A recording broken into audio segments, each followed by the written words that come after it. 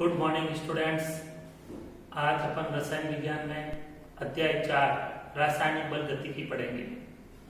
अध्याय 4 physical chemistry का एक चैप्टर है।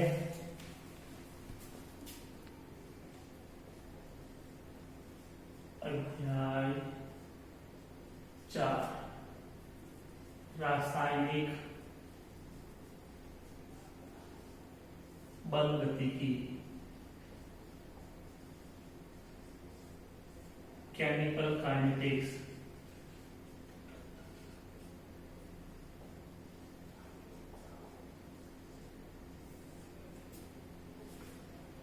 ये 4 अंक का चैप्टर है, छोटा सा चैप्टर है, अंक इसके ज्यादा है और इस चैप्टर से न्यूमेरिकल भी एग्जाम में आता है। फिक्स एग्जाम्पल फिक्स न्यूमेरिकल है। इस चैप्टर से 2 नंबर का न्यूमेरिकल आपको मिल जाता है। तो इस चैप्टर में सबसे पहले अपन इसकी डेफिनेशन देख लेते हैं रासायनिक बल गतिकी की। रासायनिक बल गतिकी होती क्या है? तो केमिस्ट्री के 3 भाग हैं, इनऑर्गेनिक केमिस्ट्री, ऑर्गेनिक केमिस्ट्री और फिजिकल केमिस्ट्री। फिजिकल केमिस्ट्री भौतिक रसायन विज्ञान, उसकी एक शाखा वापस होती है। उस शाखा के अंदर अपन अभिक्रियाओं की क्रिया विधियों के बारे में, अभिक्रिया के वेग और अभिक्रिया के वेग को प्रभावित करने वाले कारकों के बारे में अध्ययन करते हैं। तो वह शाखा अपनी कहलाती है रासायनिक बल गतिकी। तो लिख देते हैं अपन भौतिक रसायन विज्ञान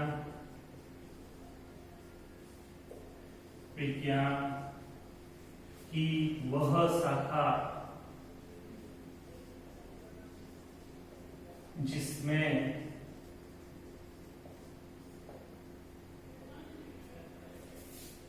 अभिक्रियाओं की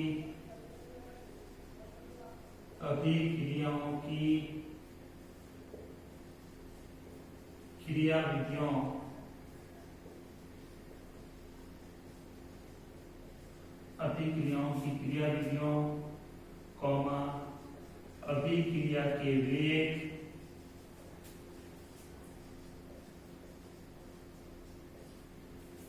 तथा अभिक्रिया के वेग को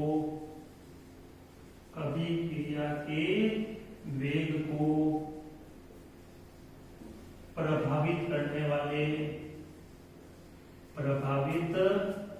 वाले कारकों का अध्ययन किया जाता है।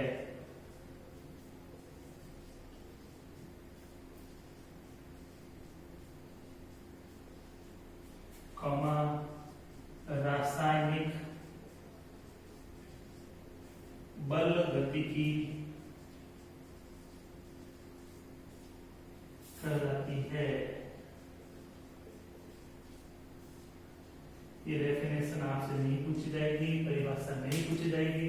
नॉलेज में रखिए भौतिक रसायन विज्ञान की वह शाखा जिसमें अपन अभिक्रियाओं की क्रिया विधियों के बारे में पढ़ेंगे, अभिक्रियाओं के वेग के बारे में पढ़ते हैं, अभिक्रिया के वेग को प्रभावित करने वाले कारकों के बारे में पढ़ते हैं। उस भौतिक रसायन विज्ञान की शाखा को रासायनिक बल गतिकी कहा जाता है, इंग्लिश में केमिकल काइनेटिक्स कहा जाता है।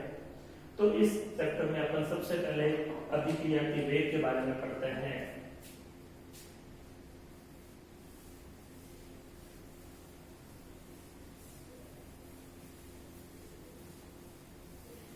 अभिक्रिया का वेग, रासायनिक अभिक्रिया का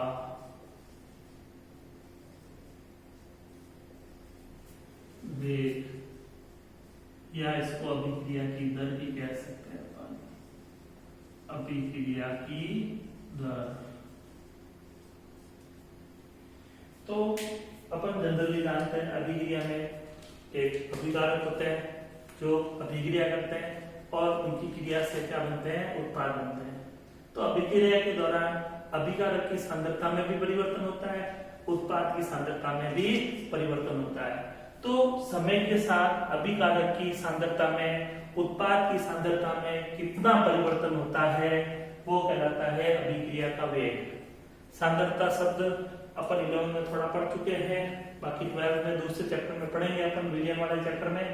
तो अभी ये समझ लो कि पदार्थ के एकांक आयतन में पदार्थ की मात्रा को सांद्रता कहते हैं। एकांक आयतन में पदार्थ की मात्रा को सांद्रता कहते हैं। तो सांद्रता के बारे में डिटेल में अपन आगे पढ़ेंगे। तो अभिकारक या उत्पाद की सांद्रता में परिवर्तन और परिवर्तन में लगे समय के अनुपात को अपन क्या कहेंगे? अभिक्रिया का वेग, अभिक्रिया की दर कहते हैं। तो इसका यहां से मैं फॉर्मूला बना देता हूं। अभिकारक या पहले अपन इस डेफिनेशन से लिख लेते हैं। किसी रासायनिक अभिक्रिया में, किसी रासायनिक अभिक्रिया में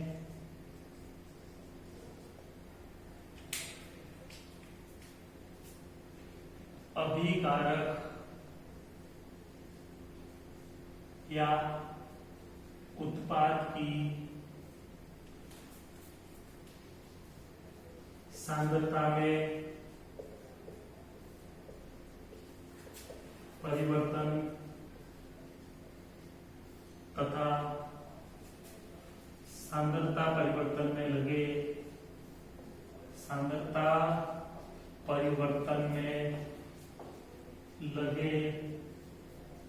समय के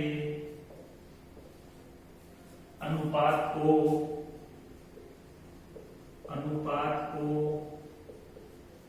अभिक्रिया का वेग या अभिक्रिया की दर कहते हैं। अभिक्रिया की दर कहते हैं। इसकी परिभाषा करें, इसको फॉर्मूले के रूप में लिख सकते हैं अपन।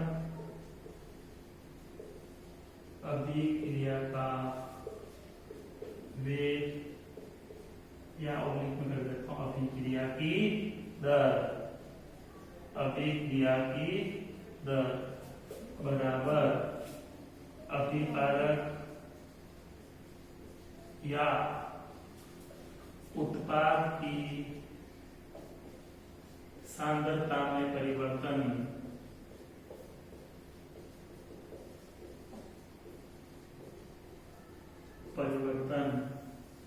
बटा सांद्रता परिवर्तन में लगा समय। तो अभिकारक की सांद्रता में परिवर्तन बटा सांद्रता परिवर्तन में लगा समय, इन दोनों का अनुपात जो है वो अभिक्रिया का वेग या अभिक्रिया की दर कहलाती है। अब देखो सांद्रता जो होती है उसको अपन C से प्रदर्शित करते हैं। सांद्रता को किससे प्रदर्शित करते हैं? C से। तो अभिक्रिया का वेग या अभिक्रिया की दर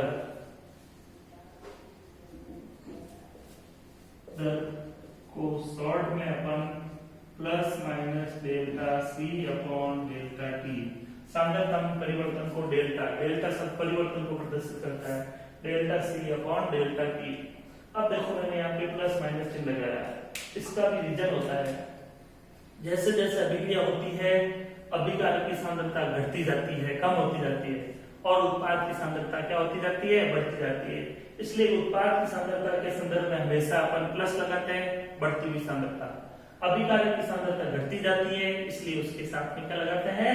माइनस लगाते हैं। तो ये प्लस चिन्ह सांद्रता में वृद्धि को दर्शाएगा, माइनस चिन्ह सांद्रता में कमी को दर्शाएगा। तो कभी भी अभिक्रिया होती है तो अभिक्रिया जैसे जैसे आगे बढ़ेगी अभिकारक की सांद्रता घटती जाती है और उत्पाद की सांद्रता बढ़ती जाती है। अब यदि यहाँ पे मैं डेल्टा टी बराबर 1 ले लेता हूं, यदि डेल्टा टी बराबर 1 सेकेंड ले लें तो बताओ क्या हो जाएगा? अभिक्रिया का वेग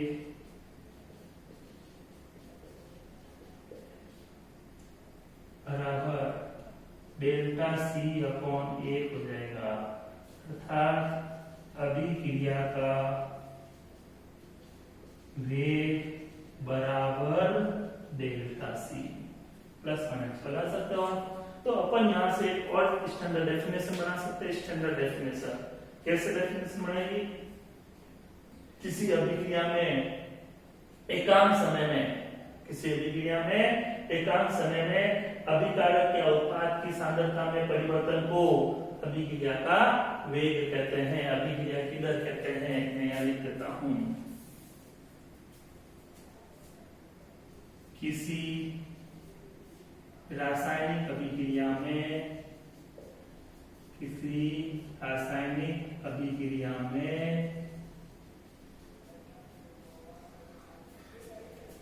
एकांक समय में, इकाई समय में,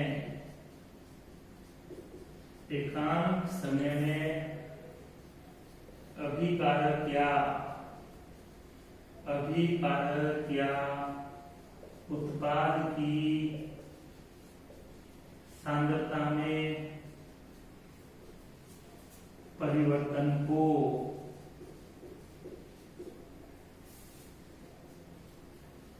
अभिक्रिया का वेग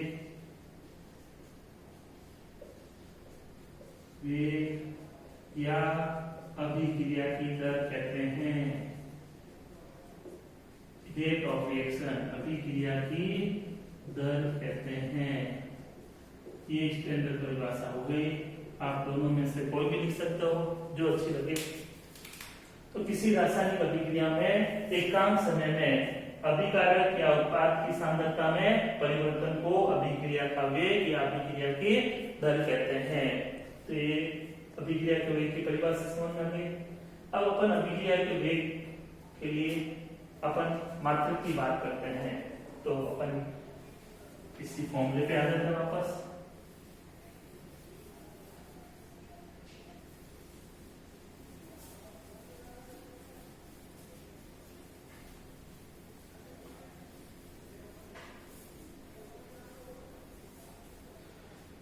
अभिक्रिया का वेग या अभिक्रिया की दर बराबर क्या होता है? Delta C upon delta T लिख देते हैं, नॉर्मली लिख देते हैं।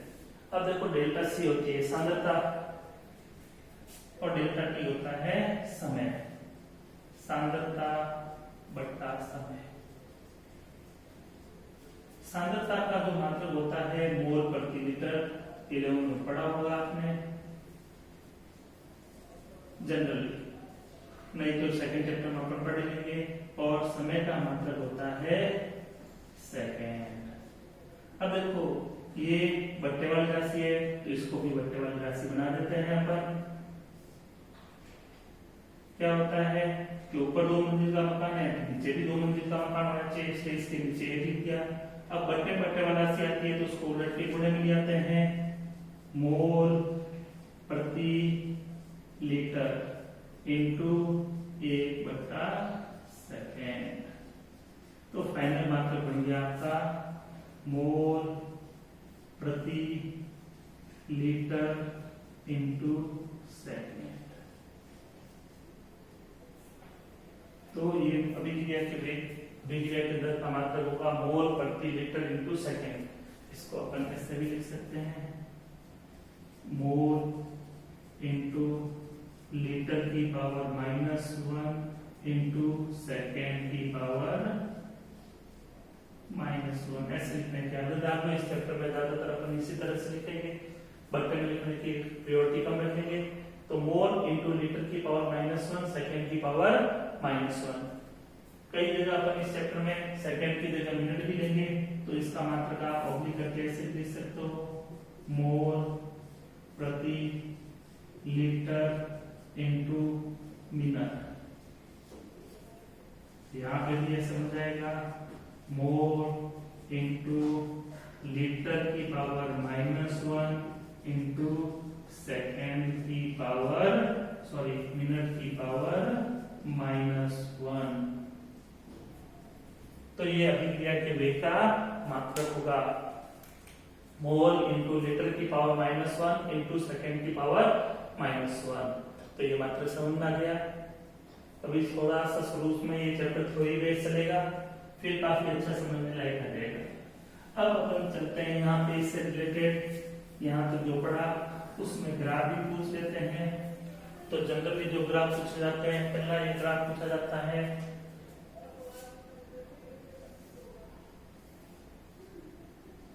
अभिकारक की सांद्रता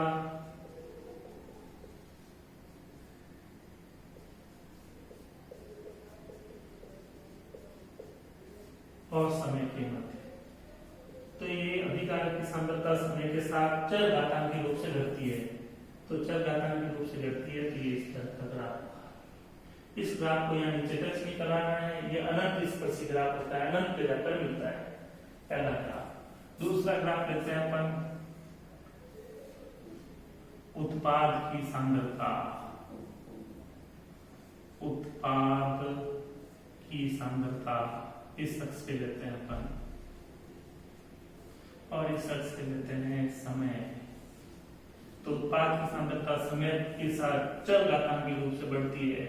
तो यहाँ से ग्राफ ऐसे जाएगा, परवलय ग्राफ देगा दोनों में, इसमें घटता हुआ, इसमें बढ़ता हुआ।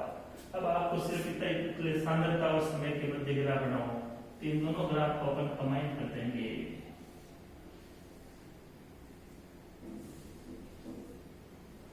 केवल सांद्रता और समय के मध्य ग्राफ निकले, एक साथ में अभिकारक और उत्पाद के अलग अलग पूछे तो अलग अलग ये बना सकता, बाकी दोनों के साथ में पूछे तो अभिकारक का ये घटता हुआ और उत्पाद का घटता हुआ।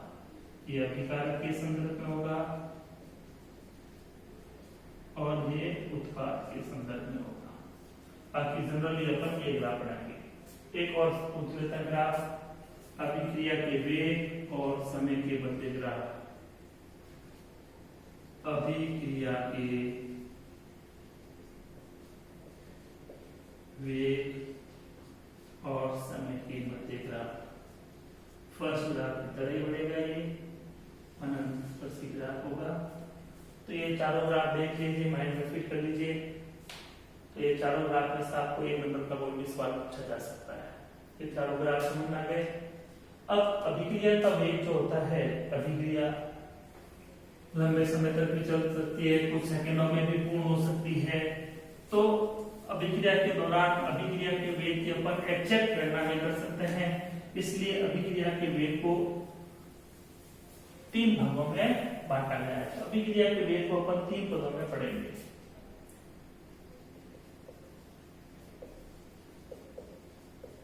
अभिक्रिया का वेग, इसको अपन 3 भागों में बांटेंगे।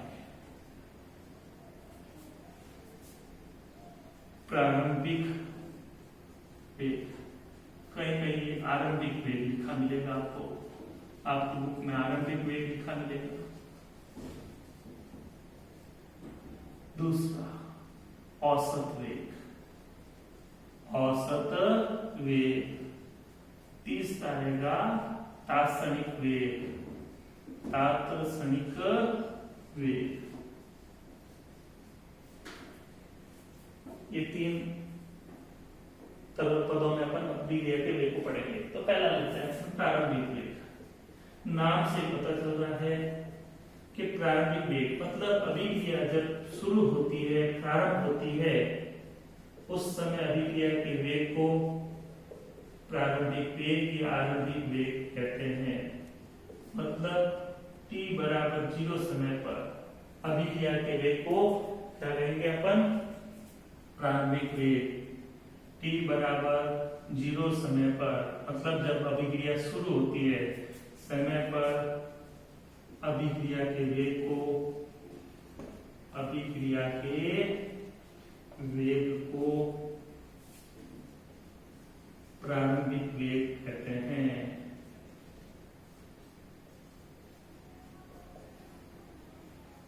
सिंपल डेफिनेशन याद रखो, जब अभिक्रिया शुरू होती है उस समय अभिक्रिया के वेग को प्रारंभिक वेग कहा जाता है। दूसरा लेते हैं अपन औसत वेग। इसका फॉर्मूला वगैरह कुछ नहीं है, सीधी सी डेफिनेशन ध्यान रखो। औसत वेग, एवरेज वेलोसिटी।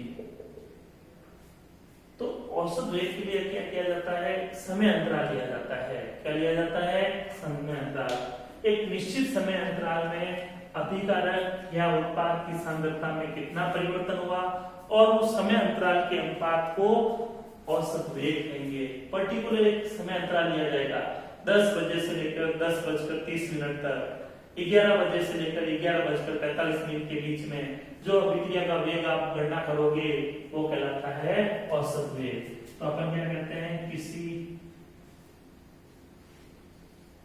अभिक्रिया के दौरान, किसी अभिक्रिया के दौरान निश्चित समय अंतराल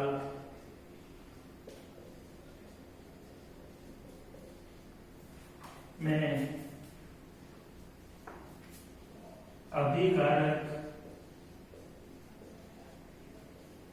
या उत्पाद की सांद्रता में परिवर्तन और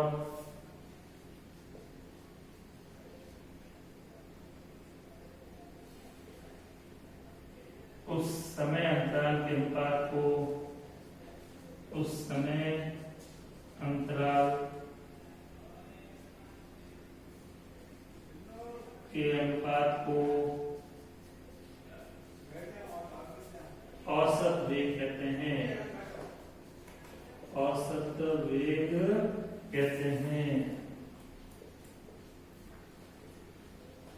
इसका अपन फॉर्मूला भी बना सकते हैं, औसत वेग बराबर निश्चित समय अंतराल में, निश्चित समय अंतराल में अभिकारक या उत्पाद की सांद्रता में परिवर्तन, सांद्रता में परिवर्तन बटा समय अंतराल।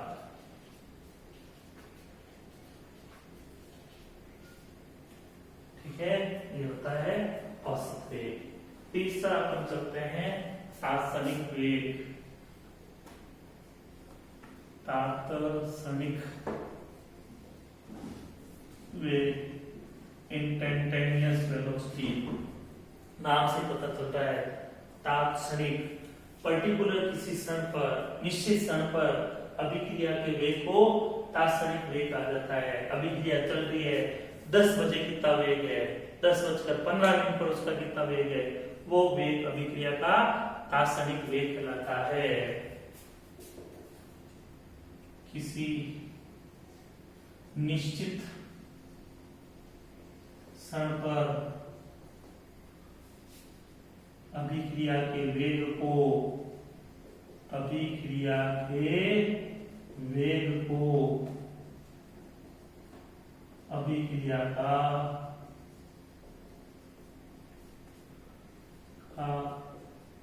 तात्क्षणिक वेग कहते हैं, तात्क्षणिक वेग कहते हैं। पर्टिकुलर निश्चित किसी समय पर अगर आप अभिक्रिया का वेग निकालोगे वो तात्क्षणिक वेग कहलाएगा। अब तात्क्षणिक वेग निकालने का एक तरीका होता है कि आप सांद्रता और समय के मध्य ग्राफ खींचिए, उस ग्राफ में जो वक्र मिलता है उस वक्र के किसी भी बिंदु पर आप स्पर्श रेखा खींचिए, उस स्पर्श रेखा की जो ढाल होगी, प्रवणता होगी, tan थीटा जो होता है dy/dx जो होगा वो उस अभिक्रिया, उस क्षण पर अभिक्रिया के तात्क्षणिक वेग के बराबर होती है। तो तात्क्षणिक वेग निकालने का ये तरीका होता है। तो अपन यहां लिख सकते हैं किसी रासायनिक अभिक्रिया के लिए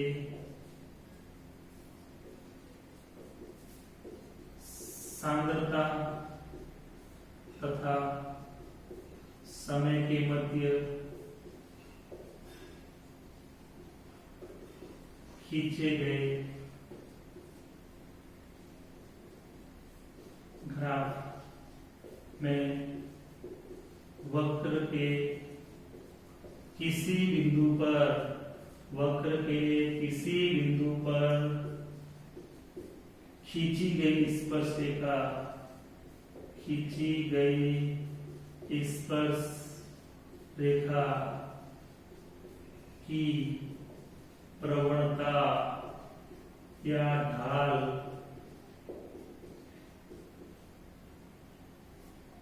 उस बिंदु पर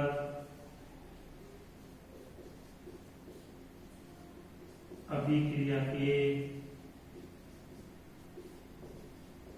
दार्शनिक वेग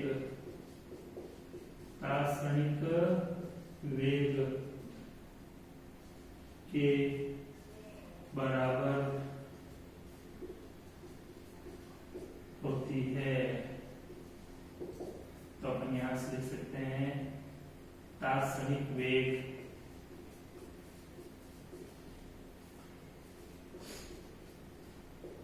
बराबर dx बटा dt। और आगे जाके अपन अभिक्रिया के वेग को इसी से प्रतिस्थापित करेंगे dx बटा dt से, या आप dc बटा dt भी लिख सकते हो। इसको अपन कर सकते हैं dc बटा dt। अगर अपन सांद्रता को c से प्रदर्शित करते हैं तो dc बटा dt लिख दो, और x से प्रदर्शित करते हैं तो dx बटा dt लिख सकते हैं। तो ये अपन अभिक्रिया के वेग को 3 पदों में पढ़ते हैं, आरंभिक वेग, औसत वेग और दार्शनिक वेग। अब दार्शनिक वेग पे अपन को क्वेश्चंस भी मिल जाते हैं। तो आपको कोई अभिक्रिया दे देंगे और कहेंगे उसके लिए अभिक्रिया के वेग को दार्शनिक वेग के पदों में लिखिए। तो अपन एक एग्जांपल लेते हैं इसमें।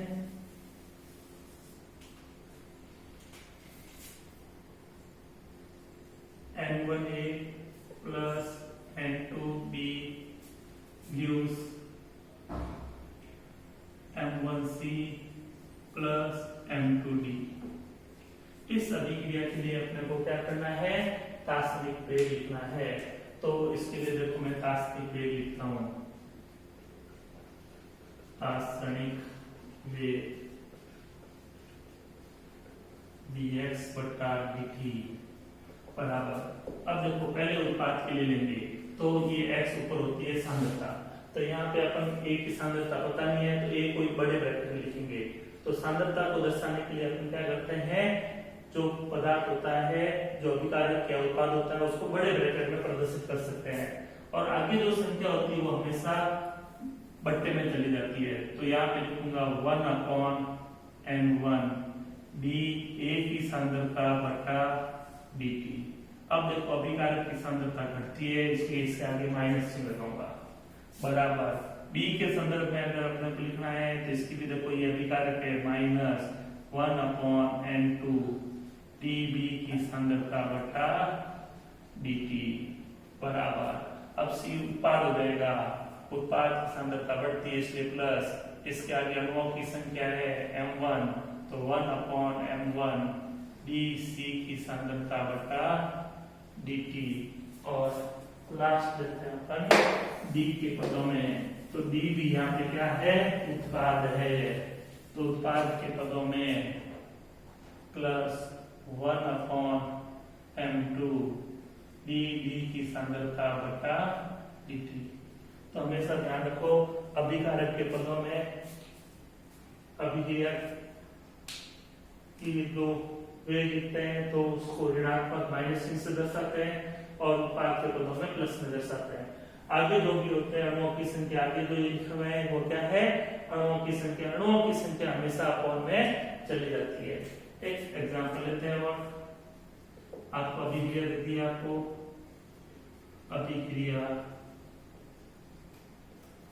N2 plus 3H2 gives 2NH3 के लिए दार्शनिक वेग लिखिए।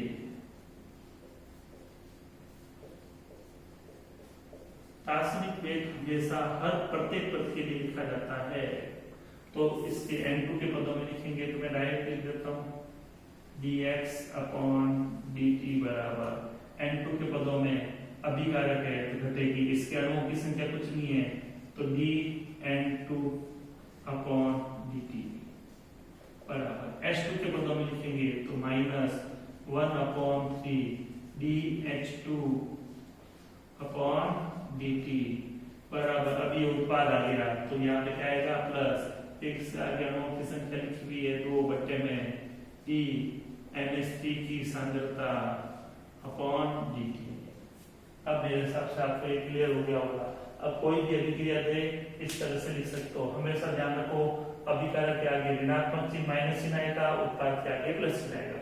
अणुओं की संख्या हमेशा बट्टे में जाती है, D ऊपर जो भी अणु है उसकी सांद्रता बट्टे में dt। तो इस तरह से ये दार्शनिक वेग अपन इस तरह से लिख सकते हैं। तो आज अपन ने इसके बारे में पढ़ा, अभिक्रिया का वेग क्या होता है, अभिक्रिया के वेग 3 प्रकार के होते हैं, उसके बारे में अपन ने पढ़ा है। एक छोटा सा टॉपिक अपन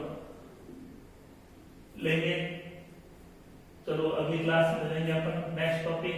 अब अपन इसमें अभिक्रिया के वेग नियतांक के बारे में पढ़ेंगे जो अगली क्लास पढ़ेंगे। तो आज तक अपन ने ये जो पढ़े उसमें कुछ ही क्वेश्चंस बनते हैं, यही लिख देता हूँ। पहला क्वेश्चन इंपोर्टेंट क्वेश्चन मोस्टली आया हुआ भी है, अभिक्रिया का वेग किसे कहते हैं, अभिक्रिया का वेग किसे कहते हैं, या अभिक्रिया के वेग को परिभाषित कीजिए। अगला क्वेश्चन ऐसा भी आ सकता है, अभिक्रिया के वेग को परिभाषित कीजिए।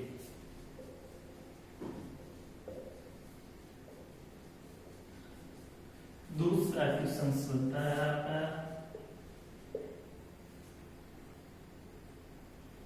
आरंभिक वेग किसे कहते हैं,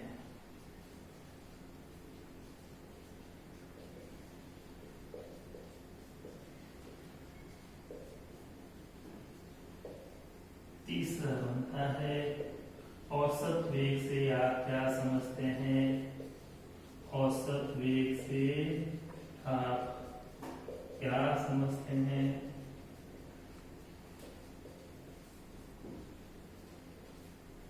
चौथा क्वेश्चन बनता है दार्शनिक वेग को परिभाषित कीजिए, दार्शनिक वेग को परिभाषित कीजिए। अगला क्वेश्चन अच्छा क्वेश्चन है, दार्शनिक वेग को कैसे